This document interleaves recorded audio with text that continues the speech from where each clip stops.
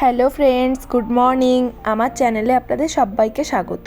সকাল সকাল যখন মন প্রাণ দিয়ে ঠাকুরের সেবা করা হয় তখন কিন্তু মনটা খুব ভালো হয়ে যায়। প্রতিদিন সকালে আমি যখন পুজো করি তখন যতই পুজো করি আমার যেন মন ভরে না, মনে হয় আরও একটু ভালো করে সাজাই, আরও একটু ধ্যান করি।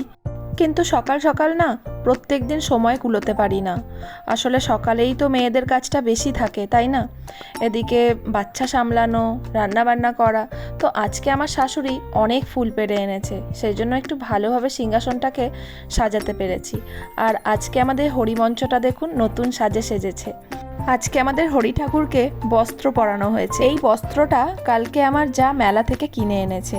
এখানে মেলা হচ্ছিল বাসন্তী পুজো উপলক্ষে। তুলসী মঞ্চটা কিন্তু দারুণ লাগছে, তাই না? আমি যখন পুজো করছিলাম তখন আমার ছোট ছেলেও কিন্তু নোটিশ করেছে। ও বারবার দেখাচ্ছিল ঠাকুরকে যে বস্ত্র পরানো হয়েছে। আমার যাই সকালবেলা পরিয়েছে। মেলা থেকে আমাদের সবার জন্যই কিছু না কিছু নিয়ে এসেছে। ছোট ছেলের জন্য খেলনা গাড়ি, বড় ছেলের জন্য লেজার লাইট, আর আমার জন্য একটা নাইটি। আজ সকাল থেকেই ভাবছিলাম যে কি রান্না করা যায়। এমনিতে এত গরম পড়েছে, সেই জন্য অনেক র্যাশ, চুলকানি এইসব তো বেরোনোর অনেক সম্ভাবনা রয়েছে। আর আমার গলায় টলায়ও দেখতে পাচ্ছি একটু একটু যেন র্যাশ টাইপের কিছু বেরিয়েছে। তো আমার শাশুড়ি নিজে থেকেই বলল, আজকে কি নিম পাতা ভাজবে? আমি বললাম হ্যাঁ হ্যাঁ, নিয়ে আসুন। তো টাটকা টাটকা কিছু নিম পাতা এনে দিয়েছে, একেবারে কচি কচি নিম পাতা।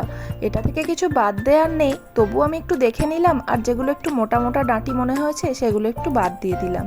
তারপর একটা কড়া বসিয়ে তেল ঢাললাম, সর্ষের তেল। আর আমার শাশুড়ি যখন কিছু রান্না করতে বলে তখন তেলটা একটু বেশি দিতে বলে। এমনিতে রান্নায় কম তেলই ইউজ করি, তবে এক একটা রেসিপি আছে সেগুলোতে একটু তেল লাগে।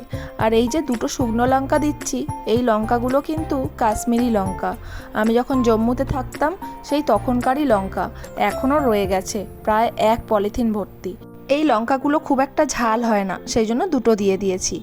সত্যি কথা বলতে কি, আমি ছোটোবেলা থেকে যতদিন পর্যন্ত আমার বিয়ে হয়নি আমি কোনো দিন তেতো টেতো খেতাম না, কিন্তু এখন বুঝতে পারি তেতো খাওয়াটা কতটা জরুরি।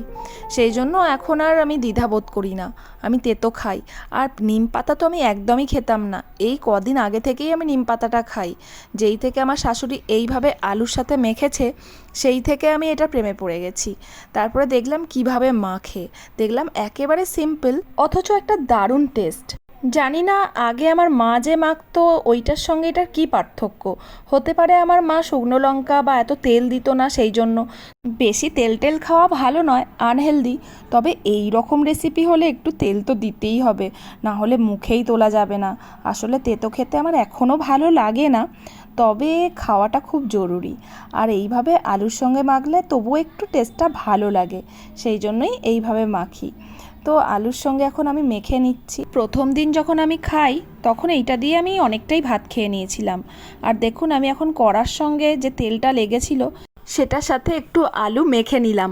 আমি যখন এই রকম হরকত করি আমার শাশুড়ি হাসাহাসি করে, কিন্তু আমার ভালো লাগে। কড়ার মধ্যে যেটুকু তেল থাকুক বা যাই থাকুক সেটাকে আমি যতক্ষণ না ঝেড়ে ঝেড়ে রাখছি থালায় ততক্ষণ আমার শান্তি হয় না। আসলে আমার মাও এরকমই করে। তো যাই হোক, আমার আলু ভাতে মাখা কমপ্লিট, সবার খাওয়া কমপ্লিট, এবার আমি খাবো। আজকে একেবারে পটল, আলু, পনির, সয়াবিন সব একসঙ্গে তরকারি করেছি, আর ডাল, আর এই যে আমাদের নিম পাতা মাখা। গরমে যত শর্টে রান্না করা যায় ততই ভালো।